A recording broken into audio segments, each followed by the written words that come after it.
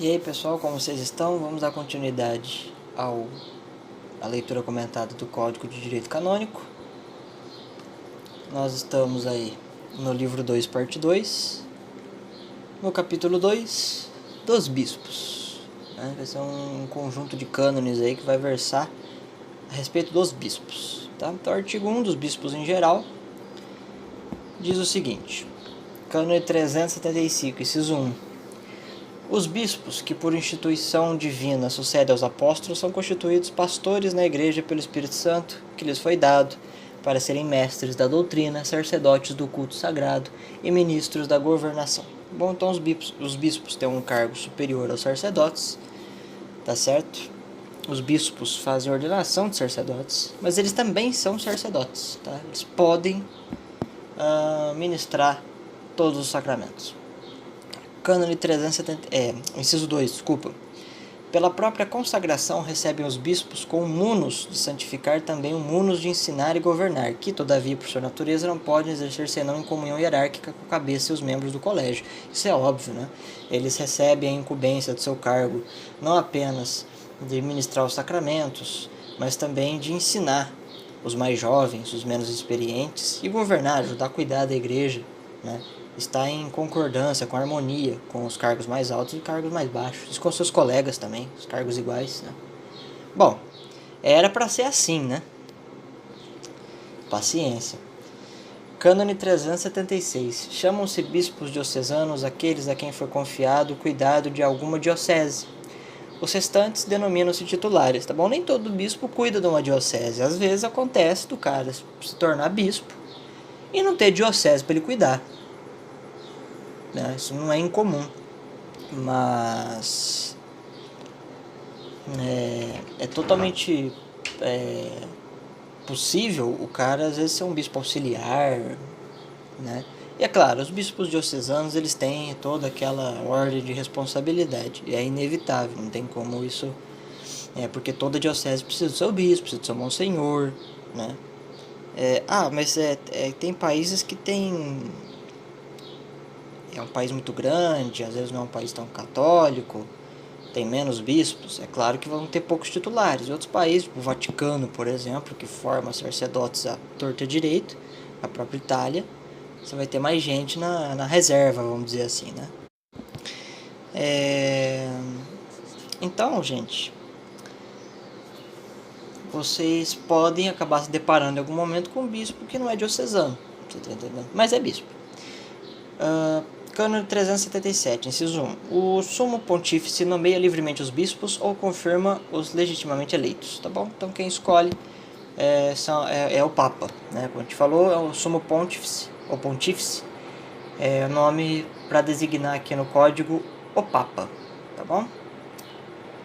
Santo Padre. Inciso 2. Ao menos de 3 em 3 anos, os bispos da província eclesiástica ou província eclesiástica é a região, ou onde as circunstâncias o aconselharem, as conferências episcopais, em deliberação comum e secretamente, organizem um elenco de presbíteros, mesmo os institutos de vida consagrada mais aptos para episcopado em vias a ser apostólica, tá bom? Os nomes, as recomendações são feitas pelas congregações. Tá? É um treco meio político, né? Se o pessoal for com a tua cara, você vai ser nomeado. Os nomes dos previstos que julguem dignos e idôneos para o munus episcopal. Claro que quem decide é o Papa, mas a lista não é feita por ele. Até porque como é que ele faria essa lista, né? Inciso 3. Se não tiver sido determinado legitimamente de outra forma, todas as vezes que se houver de nomear um bispo diocesano ou um bispo coadjutor, compete ao legado pontífice para propor a sé apostólica os chamados ternos. Pedir separadamente, comunicar a sé apostólica juntamente com seu parecer as sugestões do metropolita e dos sufragâneos da província a que pertence a diocese, a prover ou a que está se agregada, e as do presidente da conferência episcopal. E além disso, o legado pontífice ouça também alguns membros do colégio dos consultores e do cabido catedralício, e, se o julgar conveniente, solicite em separado e secretamente o parecer de outros membros de ambos os clérigos e bem assim de alguns leigos notáveis pela sua sabedoria. Caso houver alguma dúvida né? Esses nomes, é lógico que essa lista vai passar por um escrutínio. Se o Papa tiver alguma dúvida, ele pode perguntar para cardeais, monsenhores, freis, até leigos, né? Caso haja algum empecilho para a nomeação de alguém como bispo, né? Inciso 4. O bispo diocesano que julgue dever dar-se à sua diocese um auxiliar propõe a ser apostólica um elenco ao menos de 3 presbíteros mais aptos para este ofício, se não tiver sido legitimamente providenciado de outro modo. Tá? O inciso 5 diz: para o futuro jamais se conceda às autoridades civis direitos ou privilégios de eleição, nomeação, apresentação ou designação dos bispos. Não tem eleição, tá? É uma proibição para que nunca na igreja seja feito assim, sempre seja escolha do Papa, tá? O Papa que tiver lá, entendeu? Quem foi bispo no período do Bento XVI foi escolhido pelo Bento e assim vai. Cânone 378, inciso 1. Para que alguém seja considerado idôneo para o episcopado, requer-se o seguinte, tá? São 5 pontos. Tem uma fé firme, bons costumes, piedade, zelo das almas, sabedoria, prudência, seja eminente em virtudes humanas e dotado das demais qualidades que o tornem apto ao desempenho do ofício. 2. Tenha boa reputação. 3. Tenha ao menos 35 anos de idade. 4. Tenha sido ordenado presbítero pelo menos há 5 anos, né? Trabalhando como padre há pelo menos 5 anos. 5. Tenha adquirido o grau de doutor ou ao menos a licenciatura em Sagrada Escritura. Esse aqui é importante, tá? Teologia ou direito canônico no Instituto de Estudos Superiores aprovados pela Santa Sé ou ao menos seja verdadeiramente perito nessas disciplinas. Tá certo? Então tem que ter doutorado. No mínimo licenciatura, mas o exigido é o doutorado em Sagrada Escritura, teologia, direito canônico, essas coisas, tá? Inciso 2. Pertence à Sé Apostólica o juízo definitivo sobre a idoneidade de quem deve ser promovido. Tá bom?